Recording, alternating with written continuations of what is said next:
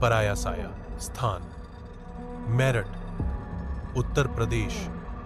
वर्ष 2012। शहर के बाहर एक पुराना टूटा फूटा हवेलीनुमा घर था, जिसे लोग शहजादी की कोठी कहते थे। कहते थे कि वहां एक जिन्ननी रहती थी, जो कभी एक राजकुमारी की रखवाली करती थी। लेकिन अब जो भी उस जगह जाता है, वो सही सलामत लौटकर नहीं आता। 18 साल की नाजिया एक मेडिकल स्टूडेंट थी। पढ़ाई के चक्कर में उसने इन बातों को अंधविश्वास मानकर हंसी में उड़ा दिया। एक दिन कॉलेज प्रोजेक्ट के लिए उसके दोस्तों ने शहजादी की कोठी की वीडियो बनाने का प्लान बनाया। बीच रात में 4 दोस्त नाजिया, राहत, समीर और पूजा उस हवेली में दाखिल हुए। हवेली के अंदर अजीब सी ठंडक थी, जैसे वहां कोई सांस ले रहा हो, लेकिन दिखता कुछ नहीं था। कुछ बदला हुआ था।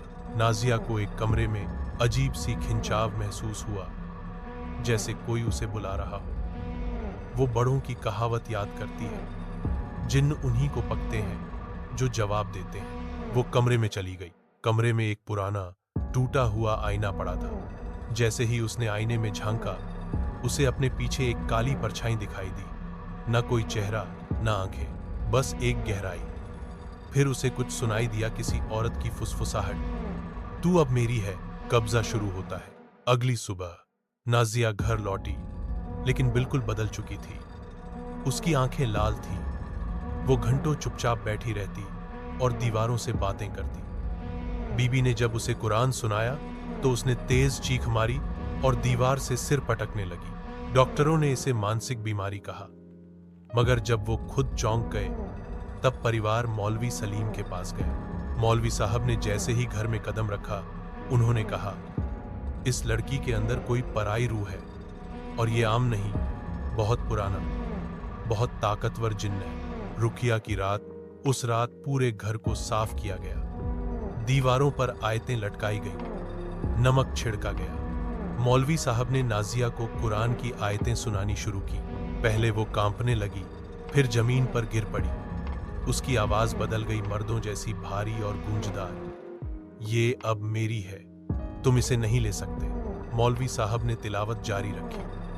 नाजिया की आंखों से काली धुआं जैसी चीजें निकलने लगी।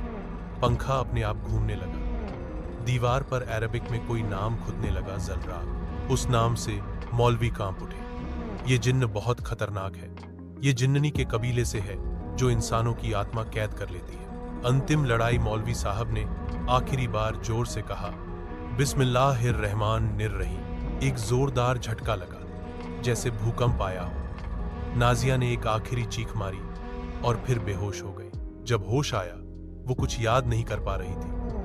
उसकी आंखें अब फिर से मासूम थीं। लेकिन कहानी खत्म नहीं हुई।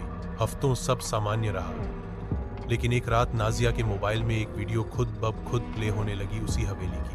वीडियो में आईने के पास खड़ी नाजिया मुस्कुरा रही थी, और उसके पीछे वही काली परछाई खड़ी थी। और वीडियो के आखिर में वही आवाज फिर आई, मैं लौटूंगी।